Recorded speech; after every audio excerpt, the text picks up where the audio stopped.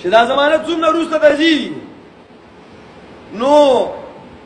د رسول الله صلی الله علیه وسلم د سنتو رنګ د اعمالو نه وځي او ما ویل د هر عمل د انسان د سنت طریقه دې ختمیږي په دې سر باندې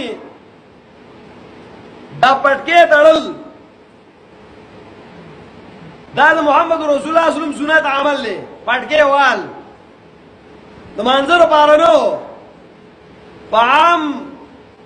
او په دې 24 غنټې زندګۍ کې پټکې په سر کول د محمد رسول الله صلی الله علیه وسلم سنت دي د نبی رسول الله صلی الله علیه وسلم اتباع دي دا پټکې دا د یو عظمت نخوا او دا یو د قدر نخوا او دا یو د مقام نخوا استاد خیری غیر را لګیدلو او د دې مسلمانانو چې کوم د دین په شکل کې نقل حرکت دی دا یو لداغ جن کول چې دا د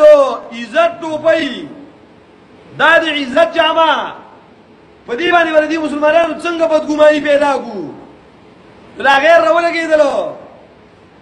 نو یو ذات لا قیمتي پټکی جوړ کړو په کې استاو کپړو کې دا پټکی پیک کو سری کو په دې ټوپۍ پسې لاندې د شامله ښکته کړه او په دې سر کې ولا یو میراب جوړ کو دا پټکی راواغستو یو شین مخ والا چې دا ګیرم گزارلی پوسل خانه کې دا بریدم غروي دل رواغ چې کله وادي والي هغه په سر باندې کړی پوهه شو په خبره باندې دا محمد رسول الله صلی الله علیه وسلم سنتو دا الله پیغمبر د عزت یو بهترینه ټوپۍ وا دا نبی رسول الله والسلام په 24 غنټو ځینګي کې په سر کې په یو ټیم کې خاص نو د دې ټوپۍ د بی عزتۍ لپاره غیر را لګیدي وی الله به څنګه بی عزت کو دا ټوپۍ راواغستا او دا الله وعده لکته په سر کلا او به دې نور د ویلې نور وروتا